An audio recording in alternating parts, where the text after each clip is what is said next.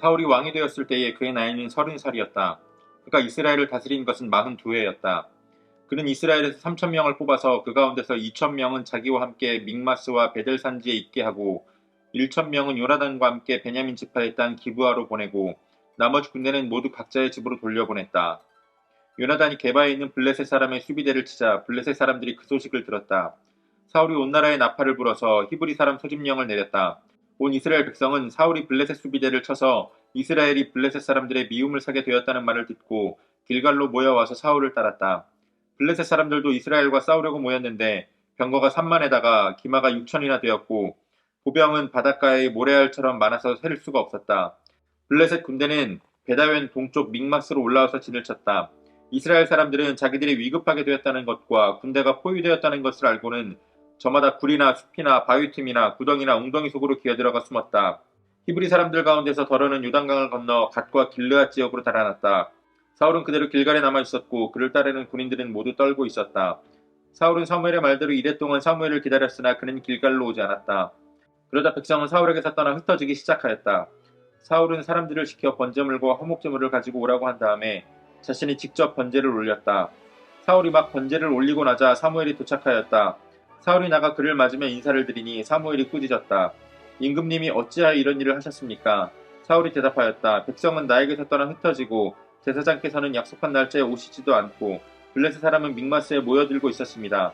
이러다가는 제가 주님께 은혜를 구하기도 전에 블레셋 사람이 길갈로 내려와서 칠 것 같은 생각이 들어서 할 수 없이 번제를 드렸습니다. 사무엘이 사울에게 말하였다. 해서는 안 될 일을 하셨습니다. 주 하나님이 명하신 것을 임금님이 지키지 않으셨습니다. 명령을 어기지 않으셨더라면 임금님과 임금님의 자손이 언제까지나 이스라엘을 다스리도록 주님께서 영원토록 굳게 세워주셨을 것입니다. 그러나 이제는 임금님의 왕조가 더 이상 계속되지 못할 것입니다. 주님께서 임금님께 명하신 것을 임금님께서 지키지 않으셨기 때문에 주님께서는 달리 마음에 맞는 사람을 찾아서 그를 당신의 백성을 다스릴 영도자로 세우셨습니다. 사무엘이 일어나서 길갈을 떠나 베냐민 땅의 기브아로 올라갔다. 사울이 자기와 함께 있는 백성들을 세어보니 약 600명쯤 되었다. 사울과 그의 아들 요나단은 자기들과 함께 있는 백성들을 거느리고 베냐민 땅 게바에 머물러 있었고 블레셋 군대는 믹마스에 진을 치고 있었다. 블레셋 진영에서는 이미 특공대를 셋으로 나누어 습격하려고 출동하였다. 한 부대는 수알 땅 오브라 쪽으로 가고 한 부대는 베토른 쪽으로 가고 나머지 한 부대는 스보임 골짜기와 멀리 광야가 내려다 보이는 경계선 쪽으로 떠났다. 당시 이스라엘 땅에는 대장장이가 한 명도 없었다. 히브리 사람이 칼이나 창을 만드는 것을 블레셋 사람들이 허용하지 않았기 때문이다. 이스라엘 사람들은 보습이나 곡괭이나 도끼나 낫을 벼릴 일이 있으면 블레셋 사람에게로 가야만 하였다. 보습이나 곡괭이를 벼리는 데에는 3분의 2세겔이 들었고 도끼나 낫을 가는 데에는 3분의 1세겔이 들었다. 그래서 전쟁이 일어났을 때에 사울과 요나단을 따라 나선 모든 군인의 손에는 칼이나 창이 없었다.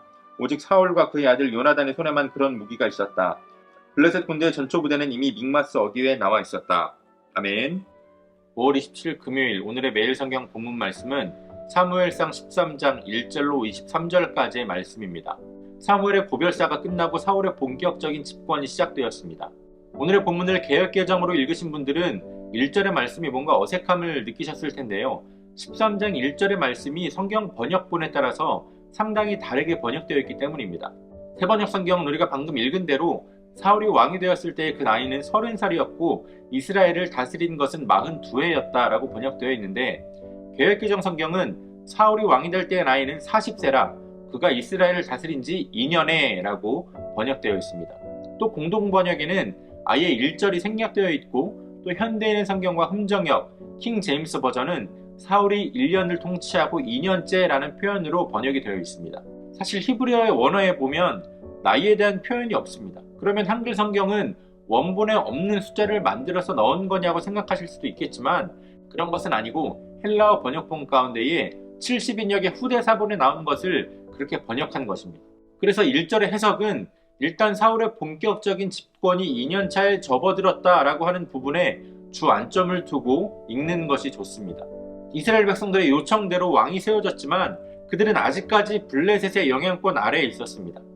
기름 부음과 또 미스바, 길갈 이렇게 세 단계의 과정을 통해서 왕으로 세워진 사울이 집권 2년차에 왕으로서 군사적인 행동을 취하고 있는 것을 보게 됩니다. 3,000명의 군사들을 모아서 2,000명은 자신과 함께, 1,000명은 요나단과 함께, 그리고 나머지는 집으로 보내게 됩니다. 앞으로도 여러 번 이런 말씀이 나오겠지만 사무엘이 8장의 말씀에서 경고했듯이 그들이 세운 왕은 젊은이들을 군인으로 뽑아갑니다. 당시 블레셋과 이스라엘의 군사력의 차이나 여러가지 상황적으로 볼 때에 사울이 블레셋을 공격하려고 군사들을 모았다라기보다는 수비대의 성격이 강했을 겁니다.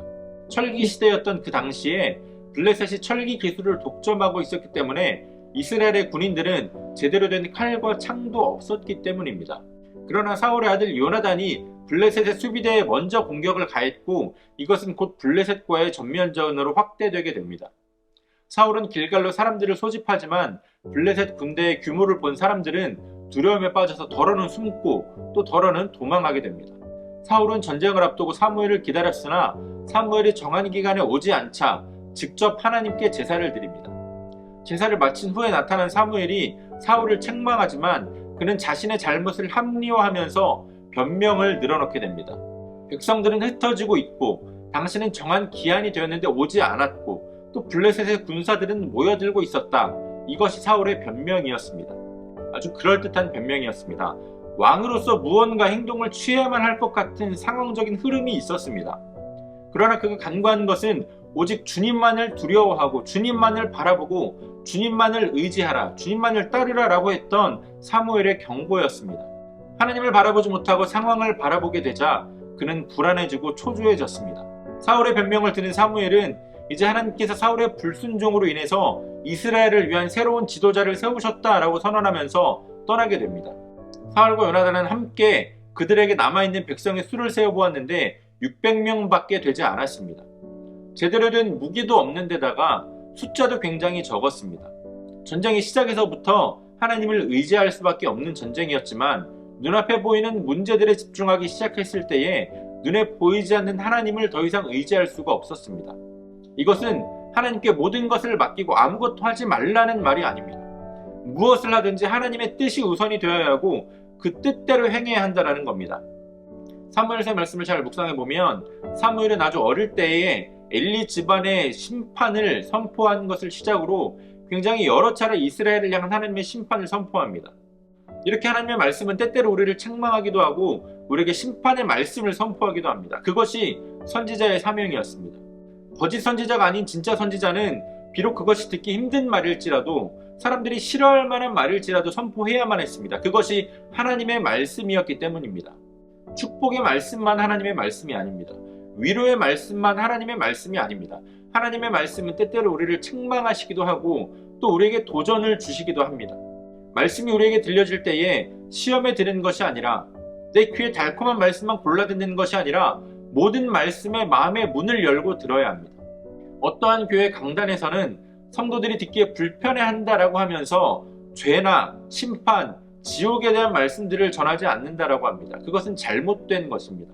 책망의 말씀이 들려지고 심판의 말씀이 선포되어지고 말씀이 우리의 마음에 걸림이 되어질 때에는 우리가 우리의 마음을 돌이키고 상황에 따른 판단이 아니라 말씀에 따른 판단으로 순종할 수 있는 그러한 믿음이 우리에게 필요합니다.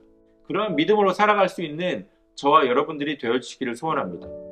오늘도 우리에게 주신 본문의 말씀을 몇 차례 더 읽으시면서 여러분들에게 개별적으로 깨닫게 하시는 하나님의 말씀을 묵상하시고 각자의 기도로 오늘의 묵상을 마치도록 하겠습니다.